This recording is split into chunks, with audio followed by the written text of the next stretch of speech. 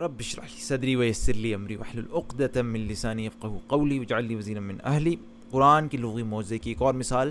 الفاظ کے ترتیب میں۔ پہلے میں آپ کو صرف وہ ترتیب دکھاتا ہوں، اس کے بعد انشاءاللہ ترجمہ بھی دکھاؤں گا۔ پہلی ہے سورہ کہف سورہ 18 کی آیت نمبر 21 سے، اذ یتنازعون بینہم امرہم، اس وقت ترجمہ یہ ہے اس کا، مجھے ترجمہ کوئی مناسب نہیں ملا دکھانے کے لیے، لیکن جو میں ڈھونڈ سکا وہ یہ تھا، جب جھگڑ رہے تھے آپس میں اپنی بات پر، جب وہ لوگ جھگڑ رہے تھے آپس میں اپنی بات پر۔ پہلے لوگوں کا ذکر ہے کہ وہ آپس میں جھگڑ رہے تھے، اور پھر اس بات کا ذکر ہے جس پر جھگڑ رہے تھے۔ جبکہ سورہ طٰہٰ میں کہا گیا آیت نمبر 62 میں، سورہ نمبر 20 آیت نمبر 62، فتنازعوا امرہم بینہم، یہاں پہ پہلے امر کا ذکر ہے، پھر بینہم کا ذکر ہے، پھر جھگڑے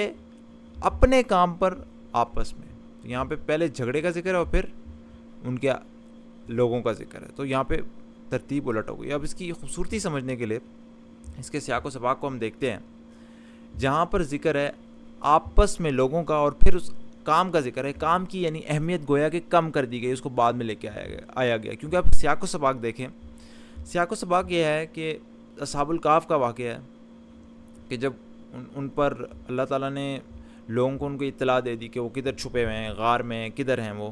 اور سب کو پتہ چل گیا، تو پھر اب وہ اس دنیا سے چلے گئے اصحاب الکہف، اب اس دنیا میں رہے ہی نہیں۔ اب لوگ جھگڑ رہے ہیں کہ جی ان کو کیا کرنا ہے، ان پر مسجد بنانی کیا کرنی ہے، فضول کاموں پہ جھگڑ رہے ہیں۔ میں اگر ترجمہ دکھاتا ہوں، اس طرح ہم نے اہل شہر کو ان کے حال پر مطلع کیا تاکہ لوگ جان لیں کہ اللہ کا وعدہ سچا ہے اور یہ کہ قیامت کی گھڑی بے شک آ کر رہی ہے۔ یہ اللہ تعالیٰ تو چاہتا تھا کہ لوگ یہ جان لیں کہ اللہ کا وعدہ سچا ہے اور قیامت کی گھڑی بے شک آ کر رہی، مگر ذرا خیال کرو کہ جب سوچنے کی اصل بات یہ تھی جو اوپر ذکر کیا، لوگ کیا کر رہے تھے اس وقت، وہ آپس میں اس بات پر جھگڑ رہے تھے کہ ان اصحاب الکہف کے ساتھ کیا کیا جائے۔ کچھ لوگوں نے کہا ان پر ایک دیوار چن لو، انہی کا رب ان کے معاملے کو بہتر جانتا ہے، مگر جو لوگ اس معاملے پر غالب تھے انہوں نے کہا ہم تو ان پر ایک عبادت گاہ بنائیں۔ تو وہ فضول باتوں پہ جھگڑ رہے تھے، کوئی اتنا اہم معاملہ نہیں تھا جس پہ وہ جھگڑ رہے تھے، چونکہ معاملے کی اہمیت کم تھی اس لیے معاملے کو بعد میں رکھا اور کہا کہ آپس میں جھگڑ رہے تھے اپنی بات پر، جو بات اتنی اہم نہیں تھی اس کو پہلے نہیں لائے گی۔ اور اگلی آیت میں بھی اسی غیر اہم بات کی بات کی گئی، کہا کہ کچھ لوگ کہیں گے کہ وہ 3 تھے اور چوتھا ان کا کتا، کچھ دوسرے کہہ دیں گے وہ 5 تھے، چھٹا ان کا کتا، مطلب ایسی باتیں، مطلب یہ سب بے تکی ہانکتے ہیں۔